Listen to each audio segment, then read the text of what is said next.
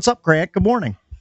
Casey, gentlemen, what's up? How are you guys? What's up, Jeeps? Jeeps? Okay. You know what? I'm going to pose this question to you that we've asked the callers. What was Grant Paulsen's personal rock bottom during the Commanders' loss to the Lions yesterday? Ooh, that's tough. It's hard to choose, I know. Yeah, there's many plays to choose from. I suppose Jahmyr Gibbs' 44-yard touchdown run when the game was already on ice. And the Lions, which I didn't think they would do, guys, were basically just mailing it in. And they were trying to just run clock. And Washington said, no, we'd prefer you to score on a 50-yard explosive and have another touchdown. That's always, to me, kind of the rock bottom, most embarrassing moment is when your adversary is trying to help you get to the finish line, limp to the finish line, and you just can't accept the gift. Well, I also thought it was kind of embarrassing for the Commanders that Dan Campbell snatches the play calling sheet away from John Morton because he's like, you know what? I can do whatever I want against this Commanders defense. They're going to offer little to no resistance. And they kind of, they delivered on that end of the bargain.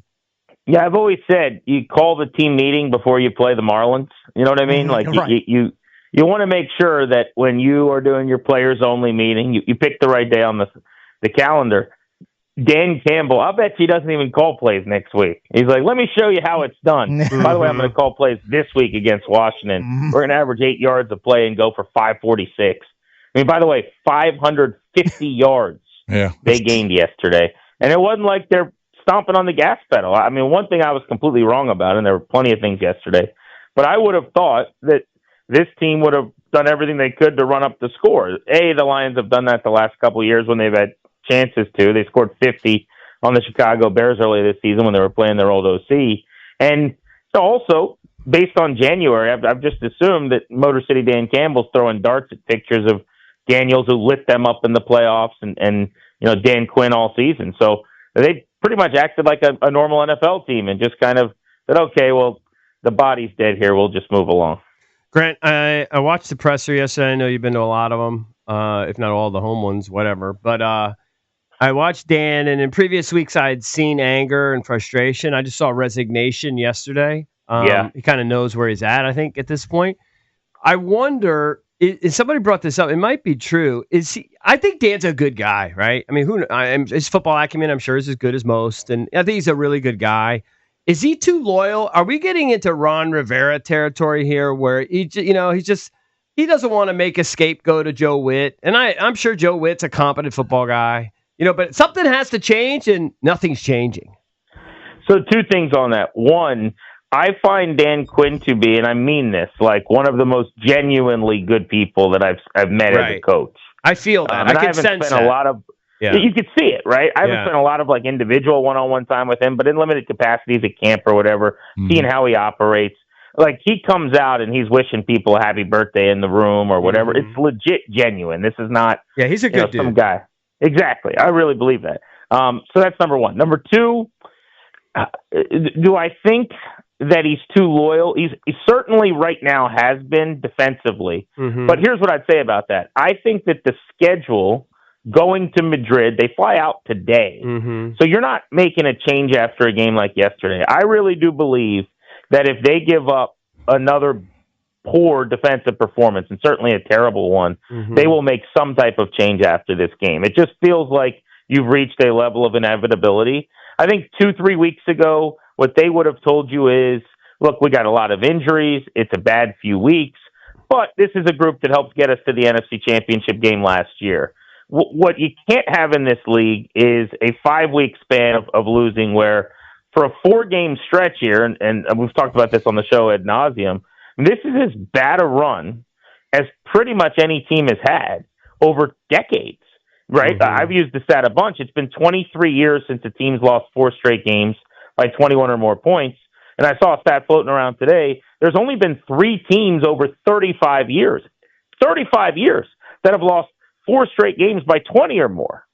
3. So stretches like this don't happen. I understand that a vast majority of what's going on is that they're decimated by injuries. They're not this bad, but the results are the results. And defensively, I'm doing the pod with Logan yesterday, take command after the game, and he says, they probably now with all these injuries have to literally run a new defensive scheme, like create a new defense. And I said, well, let me ask you this. If you're a coordinator, and I would ask you guys the same thing, like you're building a new defense after this mini bye after the Dolphins game for the stretch run of the season, let's say with the extra time, what do you do well enough to start your scheme with? Like, name one thing they do well on defense. Can't. You can't do it. Yeah. I mean, it is incredible. You can't name one thing right now they do at an adequate NFL level on defense. So how do you not do something about that? Well, as of a couple of weeks ago, I remember Joe Witt Jr. said, this was like 2 weeks ago, though, that up the middle, their run defense was top 10. Where it bottomed out is where outside the edges, where they just got scorched. So I'm just throwing something out there, Grant, that comes to mind.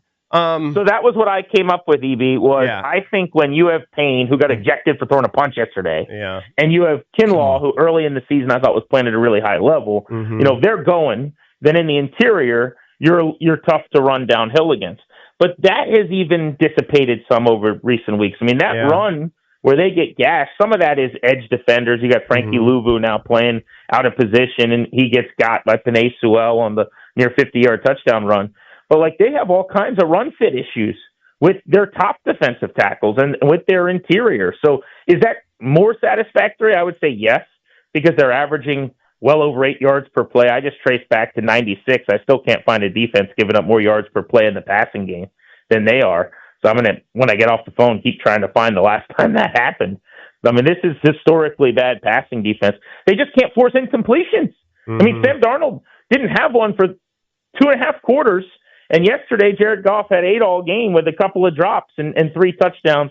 The routine performance against them is to go out and hang a 135 quarterback rating, throw for 300 yards and a few touchdowns. And Grant, looming next is basically a Jahmyr Gibbs clone in Devon Achane, who went for 225 total yards yesterday as the Dolphins somehow dismantled the Bills. So the guy they had a nightmare with this week, they're basically facing the same sort of guy next week in Madrid. So I was just reading about the Bills and how many defensive starters they were without in that game, and it felt Washington-esque, by the way. But the Dolphins, make no mistake about it. Now, I guess you could say this as I stop myself about pretty much any offense at this point. They're a bad matchup for this defense, but that's kind of a funny thing to say out loud because we might be a bad matchup for this defense at this point. You know, collectively, 11 of us at the station. But the way that they run the football to the outside, they get outside in these stretches and outside zones and things with Mike McDaniel. Yeah, I mean, I think Achane could have a huge game. The way that you hang with Miami is they're pretty limited otherwise, and Tua is going to keep you in the game and turn the ball over, and he'll arm punt a couple of times on third down. And so you hope that you could generate some takeaways, something they really haven't done much of at all this year, guys. It's just going to be strange because this is not the norm for players to play a later game on a Sunday and then suck for 60 minutes, suffer a few more injuries, and then hop on a plane the next day, go across the pond, and then your body clock is all out of whack. It's just going to be, and I understand Miami's in the same situation, but Miami is coming off a high. I mean, they're coming off a really big high yesterday. Washington, the complete opposite. Yeah, they played a really good football game, and they're now favored, by the way, in the game, which I would have lost a lot of money on about a month ago. If you would have told me that, at that time, I think a 1 or 2 in Miami team was going to be favored over Washington, but it makes sense. I mean, again, the Commanders, they're not just losing, right? They're being blown out every single week. And I've actually been kind of thinking about this morning, like, how do I even want to evaluate or talk about this moving forward? Because I really do believe that the lead here, the big story is, okay, your season was destroyed by injuries. That goes without saying. But there's a middle ground somewhere where you've got to be able to still post. You've got to be able to still I'm not asking for them to win games in this gauntlet. You were going to lose to the Chiefs, the Seahawks, who I think are the best team in football, and the Lions with this roster, with these injuries. But it shouldn't be a big ask to suggest that they're within 10 or 12 or 13 or 14 points. Like, this is how bad it's gotten. Danny and I this week, we've always done the topic, how do they beat fill-in-the-blank team? This week, the topic we changed it to was, how do they hang in the game with? Like, that's where the bar is now. And it's amazing we're here after last season. It's such a bummer for fans. No, it stinks. And we got to remember, too, that the reason why we won games last year, the defense was bad last year, worse this year, but is because we were scoring like 30 a game. And they thought they'd be better offensively, bringing in Tunsil, bringing in Debo, having a second-year Jaden, and all that's like, we're worse offensively and we're worse defensively. It's just catastrophic. Now, Grant, I know you're young, but you're getting up there. You've been covering the team for a long time. So I remember when they hired Sherm Lewis, and everyone mocked that. They brought him in as like the offensive consultant. And I remember it was a guy from Memphis. Was he the owner or something? Remember they brought in some guy from Memphis? Pepper Rogers. Remember that? Way back. Who else? Like, I'm telling you, I need fresh eyes. I need somebody different, some defensive guru to come in here and look at the film and give them some ideas. That's where I'm at. I don't think you're wrong. I mean, this is at a point. I was talking to a few people last night, kind of both media-wise and then tangentially around the team, and I was like, can they have another performance like this against Miami and do nothing? And everybody essentially said the same thing, which is there's no way. Yeah. Because you're talking about a historically significant run of futility in terms of the yards and the points. And it's forget the numbers. Like, I'm a numbers guy. Forget those. You're watching it. It's too easy. It's just too easy. There is it's 7-on-7 drills in training camp. You're throwing against air. It's drop back, middle of the field. Like, Amon-Ra St. Brown has whatever he wants, and then they go, okay, well, now it's time for Khalif Raymond. And then they just let him be the offense for 2 drives. And then they go, okay, you had yours. Everybody eats. Let's go to Jameson Williams. And he has a 100-yard half. Now, the Seahawks game, everyone knew what was happening. It's play action shot, middle of the field, Jackson Smith and Jigba chewing up a zone. Like, it's just, you get what you want. So that it's too easy. They've got to figure something else out. And I'm with you. First thing you got to do is, I think somebody else has to call plays. I'm not even telling you that it's Joe Witt's fault, but it's just the easiest change to make. Right? I thought moving his position was kind of silly. I don't know how you guys feel about this, by the way. I was disappointed to hear. So when they originally said last week that Joe Witt was moving from the booth to the sideline, I thought, okay, Dan Quinn did something. He knew that he had to make a change, so he went to Joe Witt. For it, right? Yeah, Joe Witt asked for it. So really, to this moment, Dan Quinn has still done nothing on his own. That's what I'm saying. He's too nice. He's too loyal. Yeah. It's bad. It's really bad. I do think that there would have been something done after yesterday, if not for quite literally flying out today to Madrid. Who could they, honestly, how rare is it that teams bring in like somebody midseason, like fresh eyes? Maybe they do it and they don't publicize it. It's got to be pretty rare. Is it rare? I mean, a lot of teams, EB have those guys on their roster. So, like, Jay Gruden a few years ago was that guy for the Rams, where they would, like, send him stuff as their set of eyes when they wanted. So they may already be paying people that we don't even know about. Wasn't he doing that for Jacksonville? Yeah. No, he was the OC in Jacksonville, but Sean hired him after he got fired by the Jags when he was out of ball to basically, be someone they sent stuff to give him some outside opinions. Oh, okay. So there might be someone on the payroll. But yes, I think you're right. Like, you've got to figure that out. The other thing to me is Dan Quinn's, as a defensive coordinator, has had nothing but top 5 defenses in his time in the NFL. But as a head coach, his defenses have never been higher, I think, than 14th. And so for me, there's just got to be more involvement from him. Like, this is a guy, this is not like a Ron Rivera type where his defenses have sometimes been bad or whatever. This is a guy who, when he's a DC, it's excellent. So to me, I just need him more involved. Like, you're good at this, right? Like, figure this out. That's why you're here. I thought I noticed, but I'm literally the only person that thought this. A couple of weeks ago, him being a little more vocal, like on the sideline, like hand signals and stuff. But no one else seems to have noticed that, so I must be dreaming it. I must not be seeing things correctly. Has it looked to you like he's been more involved defensively? So I only get, obviously, the quick glimpses from TV, and I have not noticed that, to be honest. It's very possible that he always says, and he has within the last couple of weeks, Eric, that he hears every play. He's talking to Joe Witt anyway. But I'm saying, like, call the plays, right? Or take the card for a week. Your big picture. I'm sitting at my desk running the building. This week you're running the defense. Like, get over there, run those meetings, and let's help Joe Witt out. Yeah, it sucks. Well, I mean, who knows? I mean, I did notice he was talking to Witt on the field a lot last night when they showed him. I did notice that. Yeah. Yep. It would be crazy if he's not doing more, right? Like, again, there has not, all the crap football we've seen, all the bad stuff we've seen, there has not been a stretch like this where they're not just losing, they're getting their teeth kicked in So you've got to be doing something more. You got to be doing something different. And it's probably going to continue.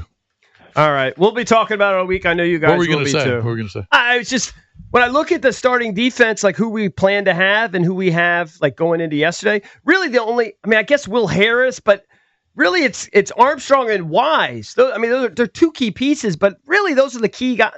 And it's all fallen off because of that? Like, we can't replace. The secondary, you have to understand, the secondary was struggling anyway. But when you put less pressure on the quarterback and that guy's got more time to throw, I do understand it, but your secondary is really going to look bad. The bottom's completely fallen out. It has. But it's really only two key guys. I'm not saying it's all injuries, Eric. I think that's an easy excuse. But I think it's more than that, right? It's a cluster injury at end where they were without as many as 4 guys the last couple weeks. You've got your outside linebacker now moved to edge. Mm-hmm. You've elevated an outside linebacker, so there's a new starter there with Luvu. And then in the secondary, like again yesterday, Jonathan Jones, who started as your fourth corner, starting outside, he leaves the game. Amos leaves the game. Mm-hmm. So they got. I know, it got worse. They got. This was back to like Jim Haslett, where he's yelling, "Who's number 45? Tell him to do this." Like Jerome Murphy, coach. Okay, Jerome, he's been here for 3 days. Mm-hmm. That was number 34 yesterday. So it's like they are missing enough that it hurts you. But I agree with you to say there's teams all over the league that have injury problems, and they get worse. See Buffalo for a game, and then they figure it out. Like you can't just. The Ravens were terrible on defense, and they've settled in. Yeah, they came out of the bye, and then they've actually solved problems, which so far Washington has not shown the propensity to do defensively. Grant, always good hearing from you, and I'm sure you'll be talking about this all day with Danny, of course, here on The Fan. We'll talk to you again soon, man. Thanks, bud. Appreciate you, fellas.